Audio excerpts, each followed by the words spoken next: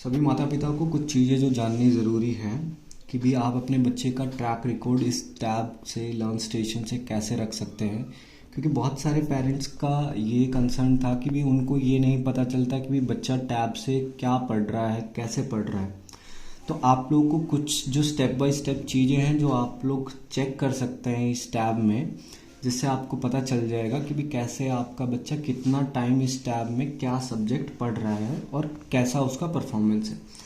तो सबसे पहले आपको करना यही है कि भी जो ऐप है थिंक एंड लर्न बायजूस का जो प्रीमियम ऐप है उसको आपको क्लिक करना है। अब कुछ ऐसा इंटरफेस आपको देखने को मिलेगा। तो सबसे मेन इम्पॉर्टेंट जो है, आपका बच्चा इस टैब से क्या चीज़ कितने टाइम के लिए पढ़ रहा है। क्योंकि हम लोगों ने कुछ स्टडी मटेरियल, कुछ वीडियो लेक्चर्स, असेसमेंट्स, जो होमवर्क्स हैं वो इस टैब में डाल रखे हैं। तो आपका बच्चा उन होमवर्क्स को सही से अटेम्प्ट कर पा रहा है कि नहीं कर पा रहा।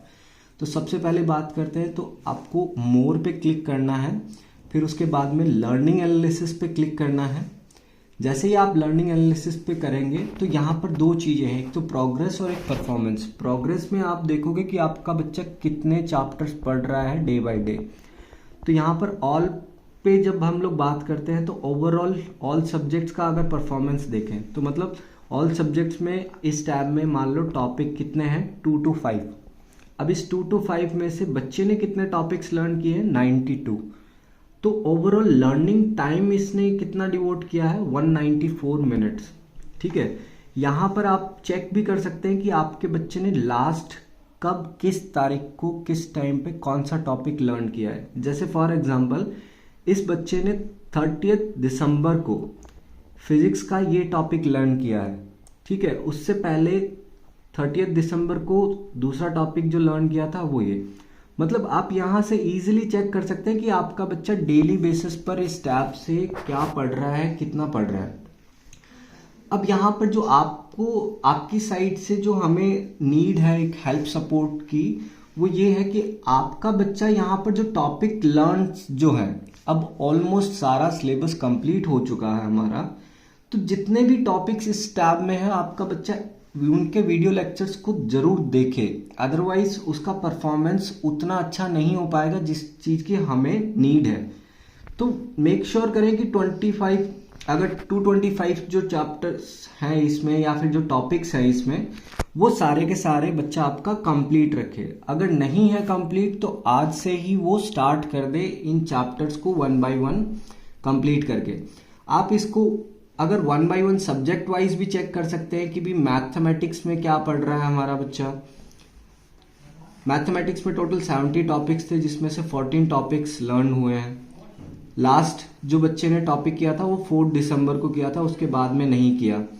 तो ओवरऑल ये चीजें हैं जो आपको बता सकते हैं इजीली कि भी आपका बच्चा किस टॉपिक को, किस चैप्टर को, किस सब्जेक्ट को पढ़ रहा है डेली बेसिस पर। देन ऐसे ही same physics, chemistry, bio, history, geography, civics, ये सारे के सारे आप चेक कर सकते हैं। अब प्रोग्रेस के बाद में परफॉर्मेंस की बात आती है। तो परफॉर्मेंस यहाँ पर क्या है कि आपका बच्चा कैसे क्वेश्चन एंड आंसर्स को अटेम्प्ट कर रहा है और कितने % उसके मार्क्स आ रहे हैं। तो ओवरऑल स्टैटिक्स की जब मैं बात करूं तो ये है हर एक सब्जेक्ट वाइज। जैसे मतलब हिस्ट्री में इस बच्चे ने 69% स्कोरेज है इसका, बायोलॉजी में 78% है, केमिस्ट्री में 72% है, फिजिक्स में 56% है, मैथमेटिक्स में 61% है एंड सो ऑन। तो ओवरऑल अगर मैं बात करूं कि सभी सब्जेक्ट का अगर मैं ऑन एन एवरेज निकालता हूं तो बच्चे का 64% अभी तक नॉलेज ट्रैक हमें देखने को मिल रहा है, जो कि अभी भी इम्प्रूवमेंट की नीड यहाँ पर साफ देखने को मिल रही है। अब यहाँ पर आप चेक कर सकते हैं कि क्वेश्चंस करेक्ट कितने हुए हैं बच्चे के। तो ओवरऑल इस बच्चे ने अभी तक 1543 क्वेश्चन ही अटेम्प्ट किए हैं, जिसमें से 1136 क्वेश्चन इसके ठीक रहे हैं। ओवरऑल अगर मैं की फोकस एरिया की बात करूं, आपका बच्चा जिस क्वेश्चन में गलती करता है, एआई की मदद से इस टैब से, इस लर्न स्टेशन से आपको ये पता चलता है कि की फोकस एरिया क्या है बच्चे का, मतलब कौन से टॉपिक्स उसको दोबारा से पढ़ने की नीड है। तो जैसे यहाँ पर दे रखा है कि भी our solar system, constellations, introduction to the solar system, तो ये सारे के सारे क्या है, बच्चे के की फोकस एरिया है, मतलब जहाँ पर उसको और ज़्यादा फोकस करने की नीड है। अब यहाँ पर रिसेंटली टेकन टेस्ट, मतलब आपके बच्चे ने अभी हाल में, मतलब रिसेंटली कितने टेस्ट दिए हैं और हर एक टेस्ट में कितना उसका स्कोर रहा है। तो जैसे यहाँ पर देखिए star and the solar system में उसका 90% स्कोर रहा, उससे पहले star and the solar system में उसका स्कोर 0% रहा। मतलब इसने बच्चे ने दोबारा से रीटेक किया है और तब जाके इसके 90% स्कोर हुए हैं। Same star and the solar system जो 2 है, इसने वही सेम चीज की भी सेकेंड टाइम इसका 100% स्कोर रहा है, फर्स्ट टाइम इसका स्कोर 0% रहा। अब ऐसे में आप ये चेक कर सकते हैं कि आपका बच्चा डेली बेसिस पर टेस्ट दे भी रहा है कि नहीं दे रहा है इससे, ठीक है। तो ओवरऑल ये जो चीजें हैं, प्रोग्रेस और परफॉर्मेंस, ये आपको चेक करते रहना है। आप इसको वीकली बेसिस पे चेक कर लो, ट्वाइस अ डे चेक कर लो, कैसे भी आप अगर एक रिकॉर्ड रखेंगे अपने बच्चे का और उस अकॉर्डिंग अगर आप सेंटर पर आकर फीडबैक भी देते हैं कि भी हमारे बच्चे का ये पोर्शन वीक है, तो हमें एक हेल्पिंग हैंड मिलता है कि भी बच्चे का किस लेवल पर हमें ज़्यादा फोकस करना है। कुछ बच्चे जो घर पर नहीं कर पाते हैं इन चीज़ों को, तो वो सेंटर पर यहाँ पर रुककर हम उनको ये चीज़ करवा सकते हैं। लेकिन इस चीज़ के लिए सबसे मेन, सबसे पहला जो पार्ट है वो आप लोगों का रोल प्ले होगा कि भी आप लोगों को पता चलना चाहिए। बहुत सारे बच्चे ऐसे हैं कि घर पर टैब लेकर बैठे तो रहते हैं, लेकिन इसमें इन चीज़ों के बजाय अदर कोई भी सोशल मीडिया या फिर यूट्यूब एंड ऑल वो सारी चीज़ें चला के टैब पे टाइम पास कर देते हैं। तो आप लोगों के पास में इसका ट्रैक रिकॉर्ड इजीली हो जाएगा कि भी आपके बच्चे ने डेली बेसिस पर इसमें लर्न किया है कि नहीं किया। इसके अलावा अब जो मैंने प्रोग्रेस की बात की थी और परफॉर्मेंस की बात की थी, तो प्रोग्रेस और परफॉर्मेंस कैसे बच्चे का आएगा। मान लो कि भी आपके बच्चे को मैथ्स का टॉपिक पढ़ना है। अब मैथ्स का सारा सिलेबस अगर पूरा हो गया तो हमने सारे के सारे चैप्टर्स यहाँ पर डाल रखे हैं।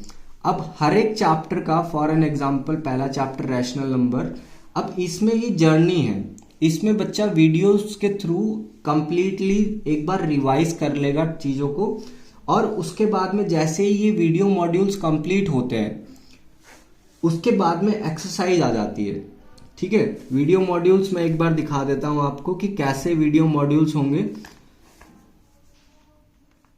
जैसे ये सारे के सारे वीडियोस हैं इस चैप्टर के, ठीक है। हर वीडियो कंप्लीट होने के बाद में ये सारे के सारे वीडियो जैसे ही बच्चे के कंप्लीट हो जाते हैं तो उसके बाद में बच्चे को एक्सरसाइज करनी है। एक्सरसाइज मतलब जिसमें उसको क्वेश्चन एंड आंसर्स करने हैं। अब यहाँ पर सबसे पहले ऑब्जेक्टिव टेस्ट 3 जो बच्चे को करने हैं, आप यहाँ पर देख सकते हो। अगर यहाँ पर स्टार्ट लिखा हुआ आया है तो मतलब आपके बच्चे ने इसको ट्राई ही नहीं किया, अभी तक स्टार्ट ही नहीं किया है।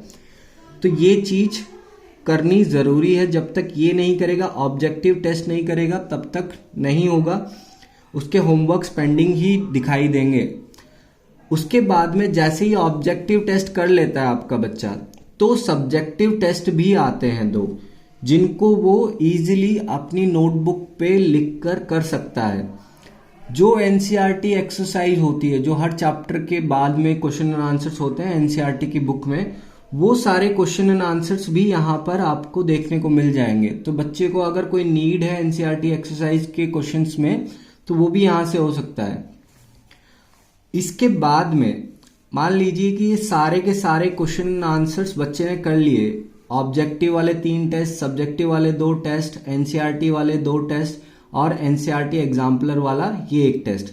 अब बच्चे ने जब ये सारा कंप्लीट कर लिया है तो उसके बाद में मैराथन की प्रैक्टिस भी कर सकता है।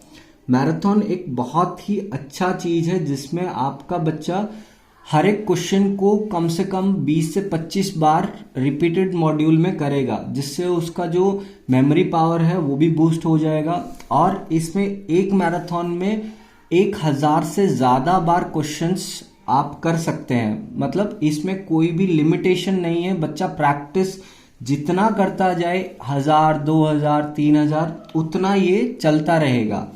ठीक है, तो रिपीटेड फॉर्म में आपको पता चल जाएगा कि बच्चा एक चैप्टर में 100% स्कोर करने लगे।